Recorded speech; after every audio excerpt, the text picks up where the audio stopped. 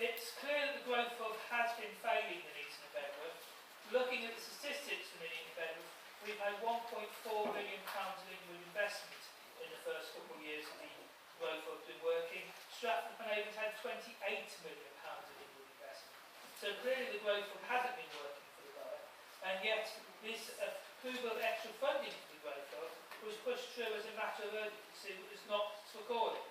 I find it incredible that we're getting such a bad deal from the growth fund when, I mean, the growth fund is actually doing really well in other parts of the county, and we're not actually being more robust before we give them a blank cheque. Thank you. Councillor, I didn't hear the question within that, so keep to the question. The question is, why are we giving them a blank cheque? Not being more robust. Well, let's make it clear before this is printed in the press, Madam Mayor, we're not giving them a blank cheque. I don't know where that idea comes from. We've increased the amount that we are funding them, but if you look at the amount of investment coming in, then it's far greater than that. And there are a lot of things in the offing, Madam Mayor, that have been dealt with at the Coventry and Warwickshire Local Enterprise Partnership, and there will be big announcements coming in the very near future, helped by the Growth Fund. What does Councillor Condarca expect us to do? Sit back and do nothing? This is a market economy at the end of the day, Madam Mayor. In fact, push further and further into the market every day with the present government. We cannot direct businesses to come to Nuneaton and Bedworth rather than Stratford. We can encourage, and that's what we're doing with the help of the Growth Fund. Councillor Beaumont. Thank you, Madam Mayor. I've got a question really for the portfolio holder for health and environment. On page 55, dealing with spending pressures, there is a mention of various pressures for this council. Sorry, Madam Mayor, that's in the next bit. That's the next item, Councillor. Paragraph. Councillor Beaumont is the next item, so. Sorry. That's all right. Thank you very much, Madam Mayor. Obviously, my other question is on the right on page 27, the local council tax support scheme. This was also marked not for calling, and it seems the scheme's being updated in April 2017, and yet this item was not for calling when it was discussed in July. It is really important we actually look after the people who are struggling to pay council tax, and every year I ask that we slightly reduce the level of minimum payment. Why can't we have a proper discussion about this, particularly going for consultation? Why are things being rushed? Thank you. It's being rushed, Madam Mayor, because some people are desperate to get the money, and therefore that's why we're making sure that it happens as soon as possible. Thank you, Madam Mayor.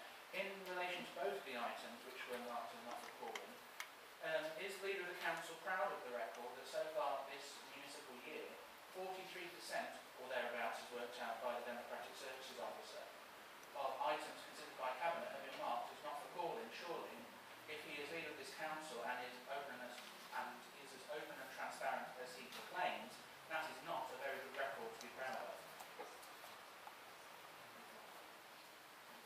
Madam Mayor, first of all, I don't mark the items not for calling. Those are on legal and administrative reasons given by either our solicitor or the managing director.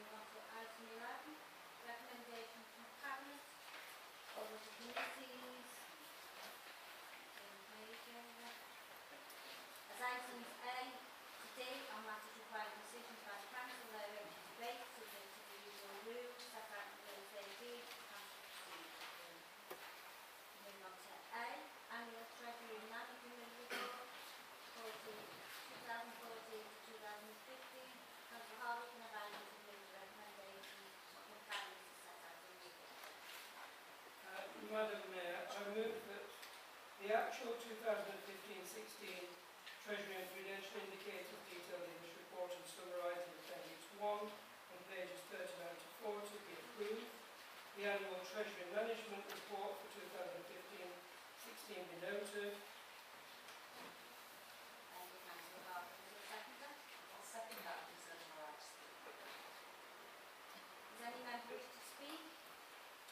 Councillor Campbell. Thank you very much, Madam Mayor. The Treasury Management at the Council is doing far better nowadays than the dark days of the past when we lost £3 million in ISA for a few years. We're actually doing very well, and I'm very pleased with how well the Treasury is now managing our money and actually getting better than 0.5% on our considerable investments. Our investments, as you can see on page 32, go up and down, but they're many, many millions of pounds. Sometimes we've got £30 million invested. But one thing with this low interest rate, and one repercussion of exiting the EU, is that interest rates are now getting ridiculously low. And it means we have actually got the opportunity of doing something useful with our money, like doing a few more council houses or investing in more energy efficiency and getting a better return than actually getting 0.25% in the bank. So I do hope we look as part of our Treasury management going forward as to whether it's actually a time to invest while interest rates are ridiculously low in things like energy efficiency.